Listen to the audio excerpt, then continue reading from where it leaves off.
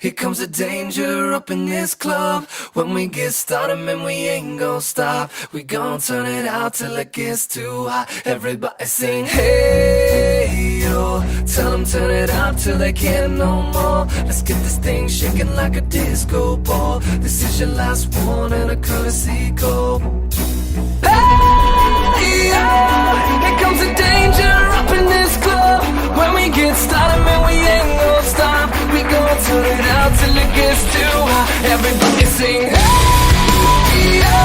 Tell them turn it out till they can't no more. Let's get this thing shaking like a disco ball. This is your last one and a courtesy call.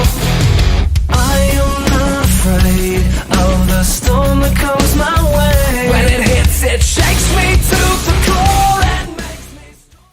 Bonjour à toutes et à tous, c'est Instant, j'espère que vous allez bien.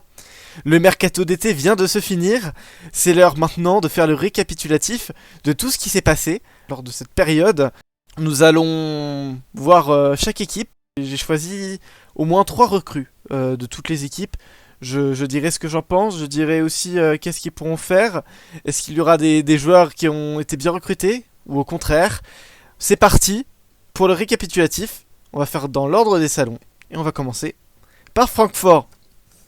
Francfort, on les connaît, assez ambitieux, qui avait de l'argent, a recruté beaucoup de joueurs, notamment Vitor Roque, le joueur de Paranense qui a rejoint Francfort pour 15 millions d'euros. L'attaquant brésilien rejoint Francfort pour essayer peut-être de découvrir l'Europe, d'essayer de s'imposer. Ce jeune a énormément de potentiel. Au Brésil, on le surnomme Craquito en fait. Et hâte de voir ce qu'il va faire. Je pense que c'est une très bonne recrue côté Francfort. Nous avons aussi Josip Choutalo pour 12 millions d'euros du côté du Dynamo Zagreb. C'est un bon défenseur. Pas encore expérimenté, mais c'est maintenant qu'il faut prendre de l'expérience, qu'il faut accumuler de l'expérience. C'est maintenant dans la Barclays League et il a commencé à faire des bons matchs en charnière centrale avec Ndika. C'est une super recrue, je trouve, côté Francfort, pareil, ça a été très bien recruté. Et on a un renfort de taille qui connaît très bien l'Europe, qui a été notamment en Ligue des Champions. Qui ont été en Ligue des Champions. Je vais dire en quart de finale. Oui, en quart de finale avec l'Atalanta Bergame, c'est ça. Avec Hans Attebourg, recruté 7 millions d'euros du côté de l'Atalanta Bergame. C'est un...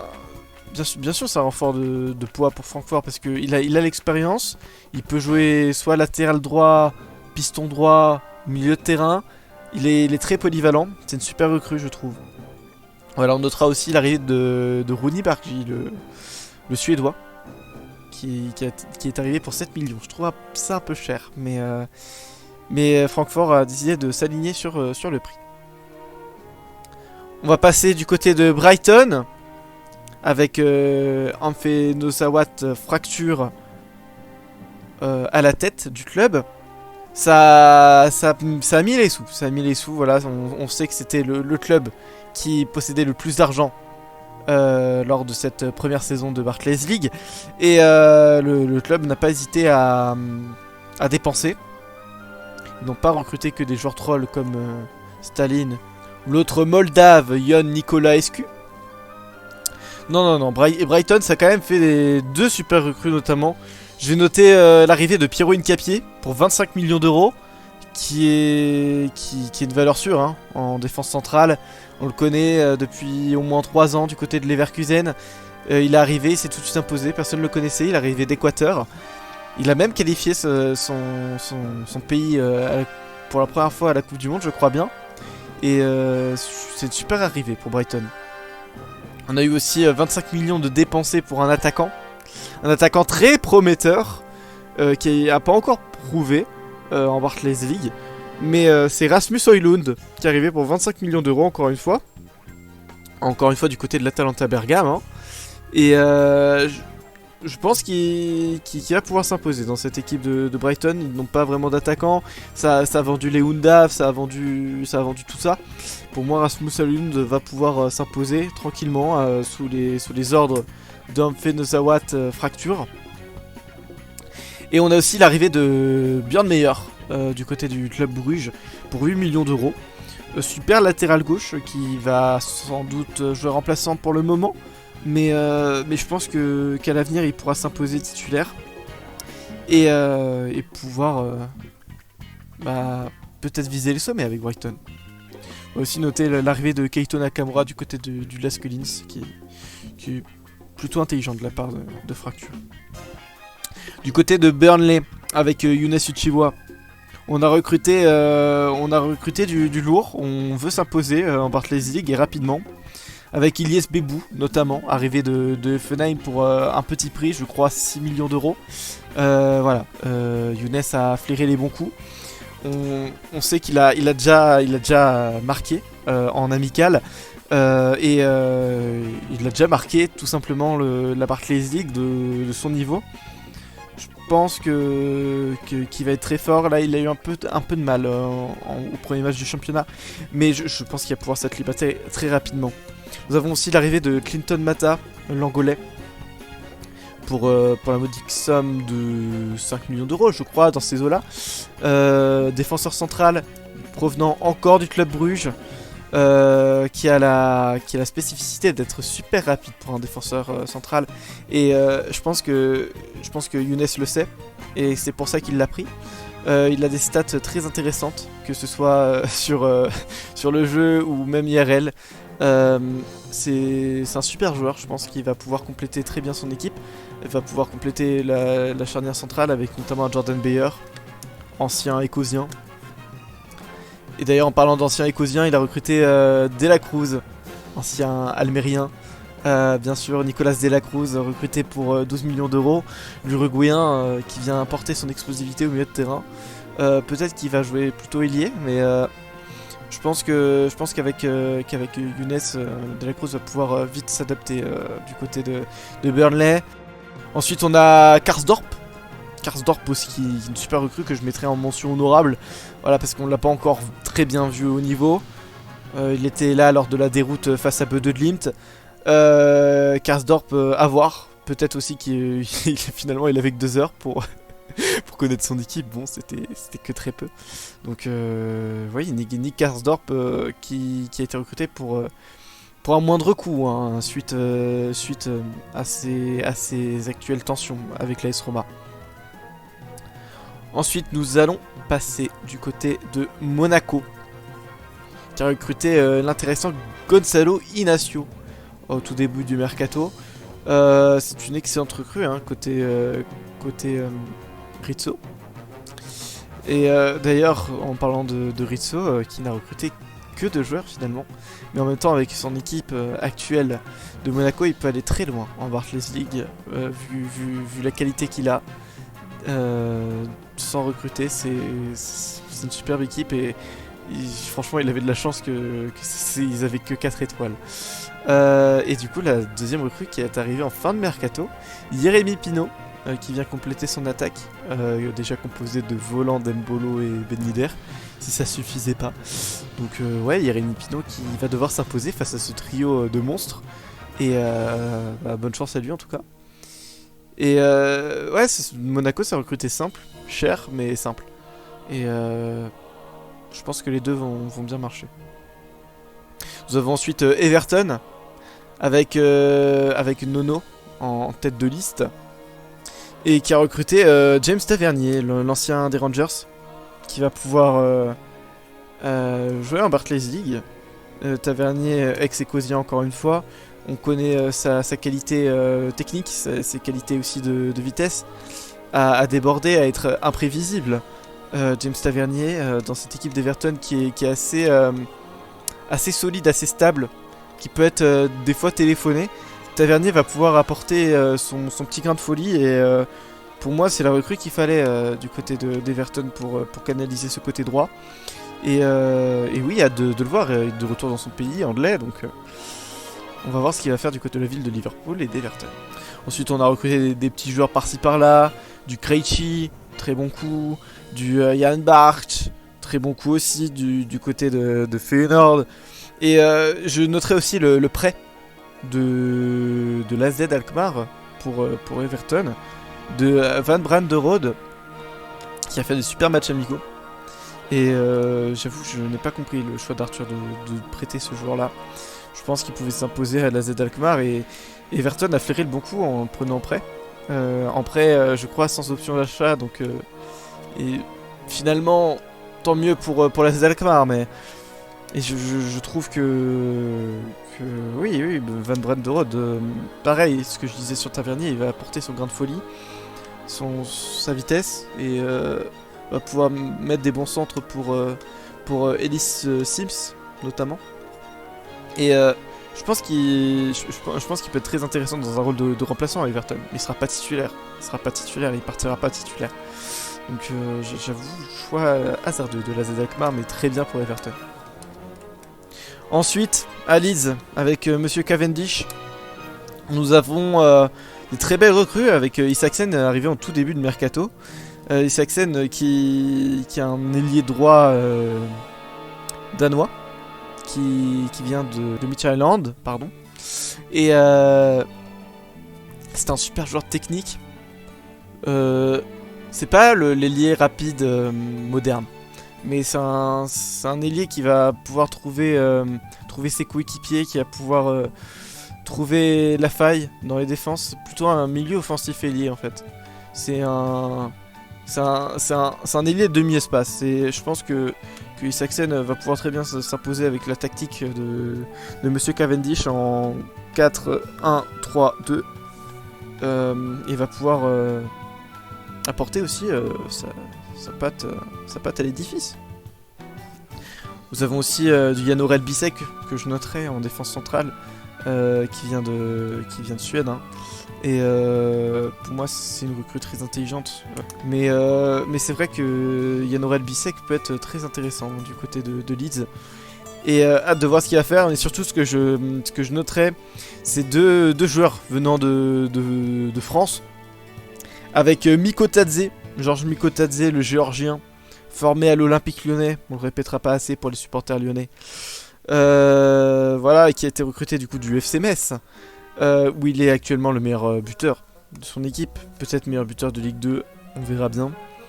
Georges Mikotadze qui va apporter à l'attaque de Leeds, qui est assez pas pauvre, mais Rutter déjà qui recule d'un cran.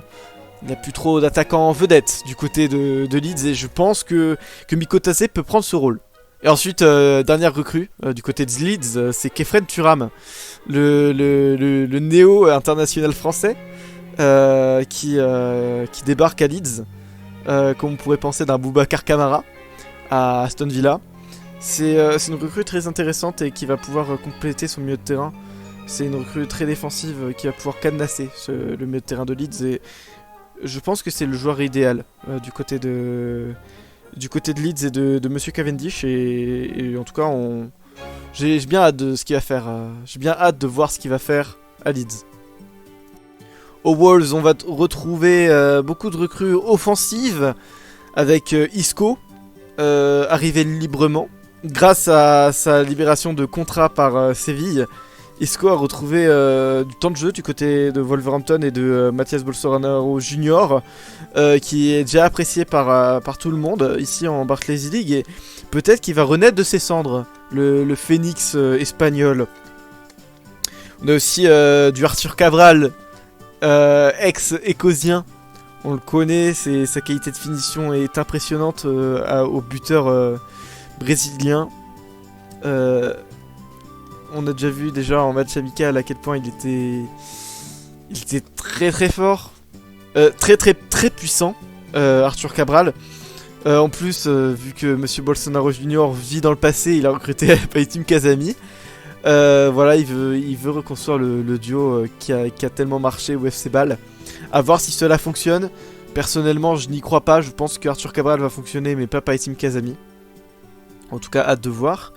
Et on a aussi du Adeyemi arrivé du Borussia Dortmund qui était en difficulté du côté de Borussia Dortmund, arrivé pour 25 millions d'euros. Dortmund qui essaie de limiter la casse avec Adeyemi. Et on va voir ce qu'il va faire. En tout cas, il est très prometteur pour le moment. Est-ce qu'il va être titulaire? Est-ce que ça va être Pedro Neto qui va prendre sa place? On verra bien.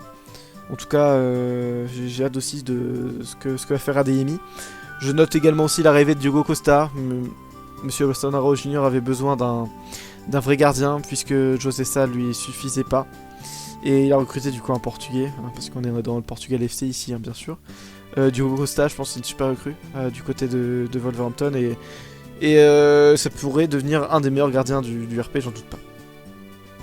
On va partir du côté de Strasbourg et de Lameno avec Shaparenko qui est arrivé pour 12 millions d'euros, qui vient compléter le milieu de terrain de Strasbourg, qui avait déjà recruté Deminguet pour 1,5 million d'euros. Mazzero qui a bien recruté dans ce mercato. Après, je trouve ça un peu frêle, mais en même temps, ils ont fait avec les moyens du bord, donc ils ont recruté intelligemment. C'est intéressant quand même ce qu'ils ont fait. Ils ont aussi rappelé des joueurs de l'effectif de jeunes, comme Antoine Nuss, comme Nordine Candil ou comme Lorenzo de Pute. Et voilà, c'est très intéressant. C'est très intéressant.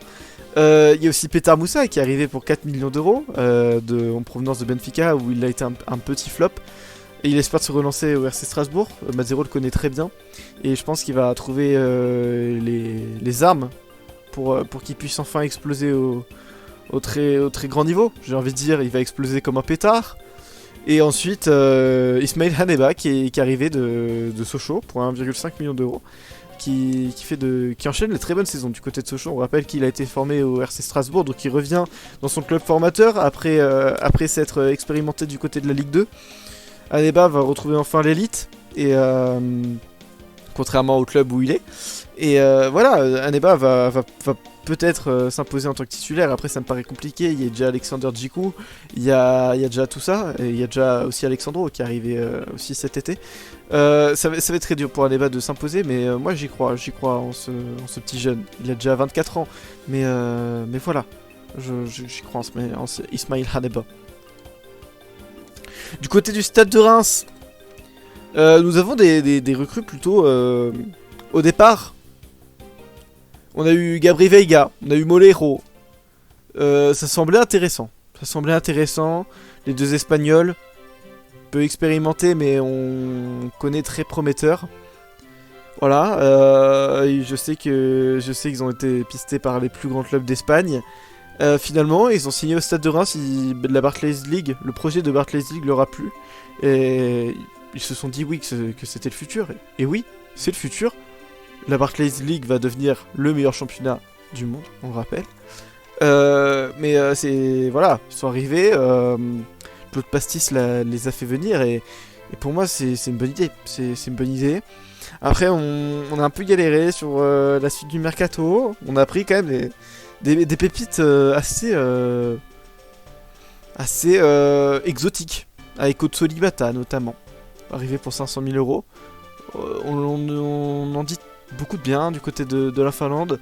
Après, à voir s'il peut s'imposer, mais de ce que j'ai vu, ça a l'air d'être un joueur plutôt technique, plutôt meneur de jeu qui a l'air de bien diriger son équipe, et j'ai hâte de voir ce qu'il va faire. On va noter aussi les arrivées de Frankowski, l'ancien Lensois qui a fait Yet dans le RP mais avec le RC Lens. Frankowski qui finalement arrive en Barclays League du côté de Reims, qui va largement s'imposer au poste de latéral, que ce soit gauche ou droit, il peut jouer les deux. J'ai hâte de voir ce qu'il va pouvoir faire. Il y a aussi Moumine qui est arrivé du côté de Reims, qui a fait une belle rentrée lors du premier match de championnat, remplaçant Eliami, qui a une autre recrue du Stade de Reims. Eliami que j'ai toujours pas compris. Mais moi je vais souligner l'arrivée de Moumine qui peut vraiment s'imposer du côté du Stade de Reims. Alors ensuite on va passer du côté de l'Italie avec l'AC Monza Ferrari. Voilà, on a vu leurs matchs amicaux, ils ont galéré défensivement. Ça a essayé de combler avec du coup l'arrivée de Ferrari, ancien de Sassuolo. On a aussi on a aussi consolidé les joueurs qui ont bien marché. Je pense notamment à la recrue de Carboni, au départ en prêt de l'Inter Milan. Camacho a décidé de lever l'option d'achat. Il n'y a pas du tout d'option d'achat, mais on fait genre. On a décidé en tout cas d'acheter le joueur définitivement 1 million d'euros. Suite aux très bonnes performances en match amicaux de Carboni. On a aussi de l'expérience au plus haut niveau européen. James Rodriguez, arrivé librement, suite à la résiliation de son contrat avec son club du Qatar, je crois. Il revient en Europe, à voir ce qu'il va faire, peut-être qu'il semble peu endurant. Après, en match amicaux, il a pas été si mal que ça, donc on va voir. On va voir aussi le retour de Zlatan Ibrahimovic. Alors ça, je m'y attendais pas. Je m'attendais pas à voir Zlatan sur le RPV3. 41 ans maintenant. Est-ce qu'il a encore un avenir pour le football? Je sais pas. Je sais pas. À voir ce qu'il va faire à Monza. Je pense qu'au moins il va apporter une certaine poigne, une certaine dynamique qui fait que Monza va pouvoir avoir de la force, du courage, de la bravoure et de la prestance et être sûr de soi. Je pense que c'est important d'avoir un Zlatan dans le vestiaire. Aussi, l'arrivée de Giulio Maggiore au milieu de terrain qui vient sûrement combler les futurs départs peut-être en saison 2. En tout cas, Maggiore, c'est plutôt intéressant, c'est malin du côté de Ferrari. Et voilà, il arrive que pour 6 millions d'euros du côté de la Salernitana. À voir s'il va s'imposer. On va passer du côté de Bologne. Bologne qui est entraîné par Madame Silva et qui essaie de recruter plutôt africain. Notamment la défense Enda, Okumu, Otieno. Là c'est du pur africain. C'est intéressant comme politique. On voit pas ça souvent. À voir si ça va marcher. Moi en tout cas je mets une pièce sur Osayi Samuel, le latéral droit qui est très rapide, qui joue actuellement à Fenerbahçe et qui est plutôt intéressant même IRL. Là sur le RP il est plutôt intéressant aussi, il fait des très bonnes rentrées, que ce soit en poste de latéral droit ou que ce soit poste d'ailier droit, il est toujours intéressant et voilà, on espère qu'il va continuer sur cette lancée. S'il va aussi recruter Okoye, un gardien supplémentaire en vendant Skorupski. Silva compte sur Okoye et sur son potentiel d'aimant. On l'a vu du côté du Sparta Rotterdam. Je pense que Okoye peut s'imposer dans cette équipe, même si c'est vrai qu'il peut manquer d'expérience par moment, mais pour moi c'était la recrue à faire, surtout dans cette politique africaine. On a aussi Oumwan Sang qui est arrivé, le coréen, l'ailier coréen qui était aussi pisté par le Celtic Glasgow, qui est finalement arrivé à Bologne. C'est une super recrue, super rapide, super technique. Il a fait des bons premiers matchs avec son équipe et je pense qu'il va s'imposer à la place d'un Orsolini par exemple,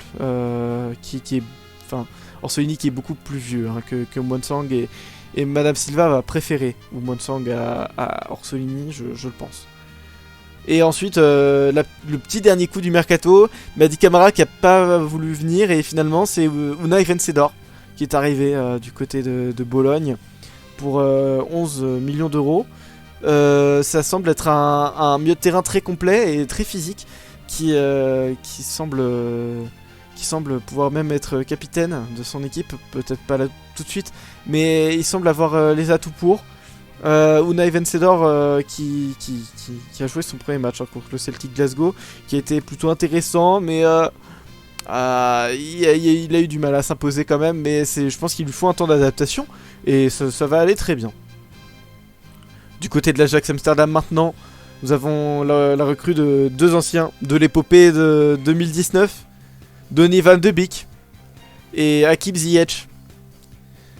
L'Ajax veut se renouveler en faisant de l'ancien. À voir si ça va marcher au fil du temps. C'est possible. C'est possible, mais ça semble dur. Comme je vous l'ai déjà dit pour mes pronostics, j'ai du mal avec cet Ajax et je sais pas ce qu'ils vont faire. Mais ça semble se diriger vers un flop quand même. Ensuite, nous avons l'AZ Alkmaar. On va continuer avec les clubs néerlandais. Hein. L'AZ Alkmaar avec un début de mercato assez timide. Bon, on a eu l'arrivée d'Adama et de Phillips qui ont su améliorer les ailes. C'est deux très bonnes recrues. Surtout Adama hein, qui est très rapide et qui va pouvoir tenter une nouvelle expérience en dehors des Wolves. Franchement, je pense qu'il peut facilement s'imposer hein, du côté de l'AZ Alkmaar. Phillips, pareil, même s'il est prêté. Hein, il n'est pas acheté définitivement. On a aussi du matos très intéressant au milieu de terrain avec la recrue d'Hugo Larsson, le petit jeune suédois, pour 3,5 millions d'euros qui est arrivé en provenance de Malmö. Il est très très prometteur, on en a vu que du bien en match amicaux et à voir hein, s'il va s'imposer au fil du temps. Et surtout, je noterai la dernière recrue au dernier jour de mercato, Thomas, le Maltais, pour 6 millions d'euros en provenance du Standard Liège. C'est très intéressant ce qu'il a fait là, Monsieur Roquebel. Ça semble être la recrue idéale hein, pour le milieu de terrain de l'AZ Alkmaar. Il peut jouer n'importe où Thomas, c'est un truc de fou. Il peut jouer en attaque, en défense. Il est box to box, il est relayeur, il peut être tout ce qu'il veut. Il peut être milieu offensif, il peut être rumdeuter s'il veut. Enfin voilà, il peut faire tous les postes et hâte de voir ce qu'il va faire en Barclays League. Passons du côté de Feyenoord avec Louis qui a recruté, moi je trouve très intelligemment. Je trouve que le mercato de Feyenoord est sous-coté. Voilà, je dis les termes, je trouve qu'il est sous-coté. On a notamment une recrue au milieu de terrain qui est très intéressant pour compléter Orkun Kökçü. C'est Aurel Mangala en provenance de Stuttgart pour 6 millions d'euros. Ancien de Hambourg également. Il est plutôt complet, défensif. Profil plutôt N'Golo Kanté, qui va pouvoir apporter du soutien à la défense et mais aussi dans un rôle quand même de milieu de terrain central. Il va faire beaucoup de bien cette équipe de Feyenoord. On aura aussi Zeno De Bast, le défenseur central belge. Je crois qu'il a été appelé d'ailleurs en sélection nationale et c'est un défenseur très prometteur de Anderlecht. De toute façon, on connaît Anderlecht, hein. Ils font de très bons jeunes. Et Zeno De Bast, ça semble être le futur hein, de la défense belge avec Wout Faes et Leandro Den Donker, tout à fait. Zeno De Bast, du coup, j'ai hâte de voir ce qu'il va faire en Barclays League. On a aussi un joueur que je trouve qui va très bien à Feyenoord. Tyrese Dolan. Arrivé de Blackburn Rovers pour 5 millions d'euros. C'est un profil très frêle, c'est vrai, mais très technique et très rapide. Tyrese Dolan qui connaît la Championship, donc finalement il connaît aussi les adversités plutôt physiques. Donc je pense qu'il va pouvoir s'imposer hein, du côté de Feyenoord, c'est sûr et certain. Il a les qualités pour en tout cas et on espère qu'il floppera pas. On va aussi noter l'arrivée de bien sûr Fares Shaibi, hein, le néo vainqueur de la Coupe de France qui est un super joueur et on espère qu'il va s'imposer du côté de Feyenoord. Le PSV Eindhoven maintenant avec Levi Garcia, joueur très intéressant pisté par Bologne finalement qui arrivait au PSV Eindhoven pour 9 millions d'euros. C'est un profil assez polyvalent qui peut jouer très bien sur les ailes que dans l'axe. Il est très rapide, très technique aussi, avec un assez bon sens de la finition. C'est l'attaquant parfait. Il était perdu du côté de l'AEK Athènes, ça valait le coup de venir le rapatrier parce qu'il a déjà joué aux Pays-Bas et il a déjà joué à l'AZ Alkmaar. Voilà pour ceux qui ne le savaient pas. Voilà, Levi Garcia, le Trinidadien, qui va pouvoir faire ses premiers pas dans le RP. On a aussi Sacha Boey, l'ancien Rennais, qui est arrivé du côté du PSV pour, je crois, 12 millions d'euros, un truc dans le genre, qui est plutôt bon. Après, à voir s'il est pas surcoté. Il joue en Turquie, c'est pas le plus grand championnat. Du côté de Galatasaray, à voir s'il va s'imposer maintenant du côté de la Barclays League. Et on a une très belle recrue, Skovlsen, Andreas Skovlsen, l'ancien joueur de Nordjylland, l'ancien joueur du coup du Club Bruges, et maintenant l'actuel joueur du PSV Eindhoven. On connaît Beldar Zamovic, il l'aime particulièrement. C'est un super joueur et profil très technique et profil assez atypique aussi. Hein. On n'en voit plus des ailiers comme ça. Mais c'est intéressant de voir ça existe toujours en fait. On va aller à Bodø Glimt, un peu en Norvège, où monsieur Donovan Garland a été plutôt intéressant au niveau de ses recrues. On a recruté du Starfelt côté Celtic pour 3 millions d'euros, qui est déjà titulaire indiscutable hein, dans la défense norvégienne. On a aussi le recrutement de Joshua King en provenance de Fenerbahçe. On le connaît, Joshua King, c'est un superbe attaquant du côté de Bournemouth, du côté de Everton, du côté aussi du RP finalement. Il a joué à Leverkusen en V1, il a joué du côté du Hertha Berlin en V2, il a joué du côté de Bodø Glimt en V3. Hâte de voir ce qu'il va faire. Il a perdu en vitesse certes, mais il garde toujours cette hargne qu'il a, et surtout il a toujours la finition qu'on lui connaît très bien. Je noterai aussi 2 recrues tardives de Bodø Glimt, mais qui je trouve est très intéressant. Preciado, l'équatorien, l'ailier équatorien qui a disputé la Coupe du Monde avec l'Équateur. Très rapide, avec un très bon sens de dribble. Il lui manque un peu de physique encore pour s'imposer, mais je pense que Preciado va pouvoir être bientôt titulaire. Hein. Après, il y a Mal Pellegrino qui est sur lui, et voilà. Je vais noter aussi l'arrivée de Odegaard en prêt, du côté encore de la Z Alkmaar. Je comprends pas pourquoi la Z prête ses joueurs.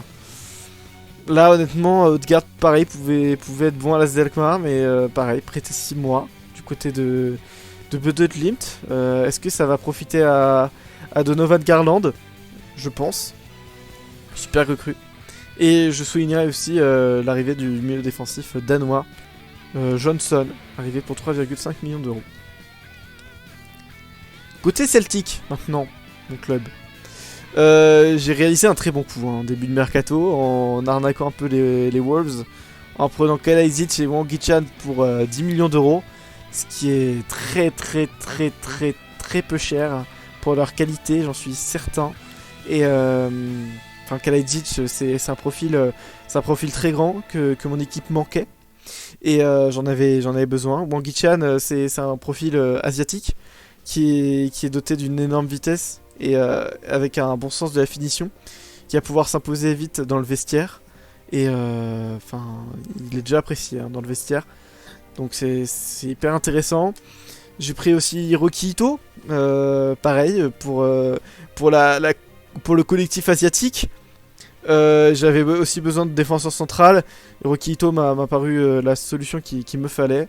Évidemment, passé par Jubilo Iwata, forcément il devait revenir du côté de Ichinose Ganko Ito. Et voilà, il est de retour avec moi et ça fait plaisir. On a aussi Sergio Rochet qui est arrivé. J'ai vendu tous mes gardiens. Il fallait que j'en recrute un où j'étais sûr qu'il allait performer. Sergio Rochet, pour moi, c'était la recrue idéale parce que c'était très peu cher et elle me donnait déjà une garantie. Donc voilà, j'ai pris Sergio Rochet pour 4 millions d'euros. Et ensuite, je noterai l'arrivée de mon duo d'anciens Corquais, McLaughlin et McCarthy, qui ont fait de très bons matchs amicaux tous les deux, qui ont su déjà prouver qu'ils n'étaient pas arrivés pour rien. Tous les deux arrivés pour 1,5 million d'euros en provenance de leur club. Voilà, et ils sont déjà amis, ils sont déjà meilleurs amis, et ils vont pouvoir vite s'intégrer dans le collectif. On va passer à l'Hajduk Split avec Risto Mikkonen, Silic. qui a recruté intelligemment, parce qu'il avait un très petit budget, je crois, le pire budget avec Bodø Glimt. C'est très intéressant ce qu'ils ont fait. Ils ont recruté Van Bergen, provenance de Reims. Ça, je ne l'ai toujours pas compris. 2 millions d'euros, c'est vraiment pas cher. Il va largement s'imposer du côté de la Hajduk Split, j'en ai la certitude. On a aussi du Stevanovic, ancien du Servette de Genève, qui a un profil assez technique, assez meneur de jeu, qui passe très bien le ballon à ses coéquipiers. Et oui, c'est très intéressant. On va voir ce qu'il va faire du coup en Barclays League. Et je noterai aussi le prêt qu'a obtenu à la Hajduk Split de Jakub Moder de Brighton, qui a du coup passé 1 an en Croatie. Pour moi, ça va être très intéressant de le voir évoluer avec Risto Mikkonen Silic. Et pourquoi pas du coup améliorer son niveau de jeu, hein. Et pourquoi pas s'imposer à Brighton en saison 2. Ce sera un renfort de poids au milieu de terrain pour l'Hajduk. Allez, passe aux 2 dernières équipes, avec le KFC Genk de Paolo Passinho. Vous connaissez Paolo, ça a beaucoup recruté. Voilà, j'ai dû retenir que sinon.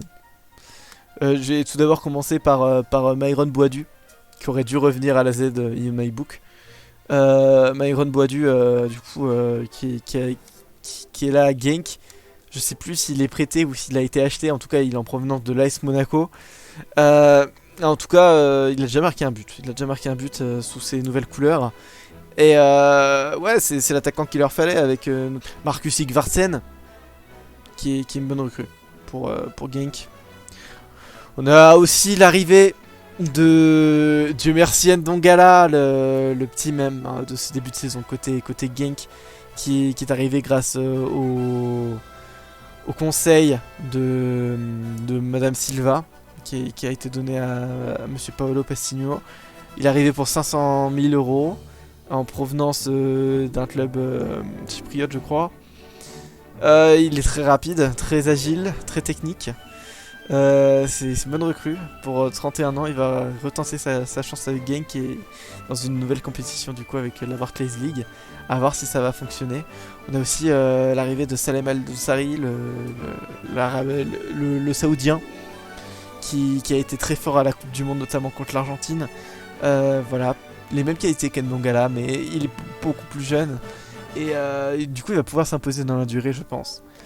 On a aussi Lorenzo Faravelli, arrivé d'Argentine pour la modique somme de 4 millions d'euros, je crois. C'est très peu cher hein, pour ce qu'il sait faire. J'aurais dû lui donner un prix beaucoup plus haut quand j'ai vu ses stats. Elles font peur, elles font très peur ces stats à Lorenzo Faravelli. Perso, c'est un joueur dont je pense qu'il va exploser au plus gros niveau.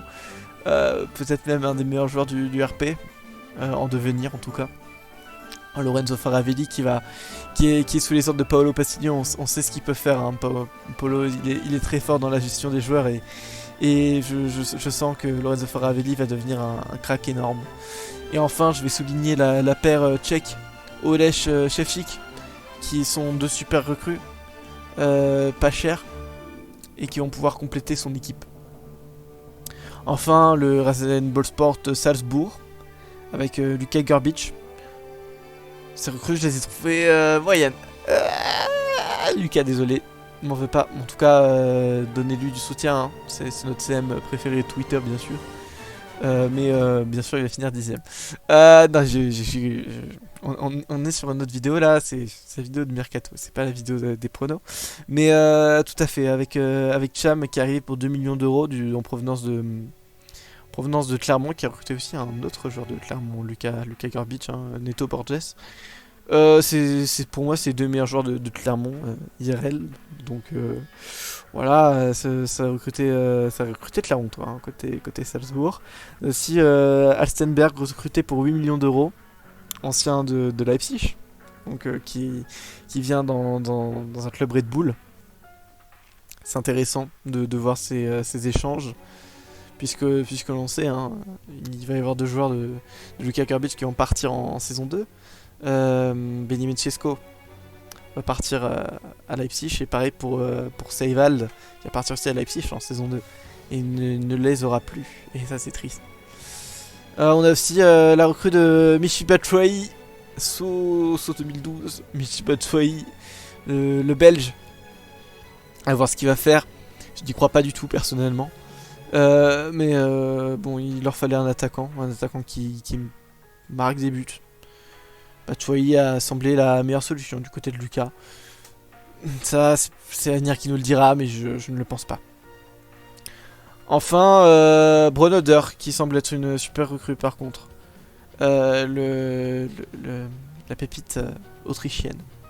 Il semble être très forte. Très forte. Et, non, ça va être... que ce soit en latéral droit ou milieu de terrain, je pense plus qu'il va pouvoir exploser le milieu de terrain. Mais ouais, c'est très bien réfléchi de la part de Luka Garbage. Et bien voilà, merci d'avoir écouté cette vidéo. Merci de votre soutien, et merci de votre activité en fait, tout simplement. Vous savez pas à quel point c'est super gratifiant pour moi et pour mon équipe de modération de vous voir tous actifs, de vous voir tous unis. J'espère que l'avenir sera grandiose et que la Barclays League durera. Merci à tous, passez une bonne soirée et plein de bisous.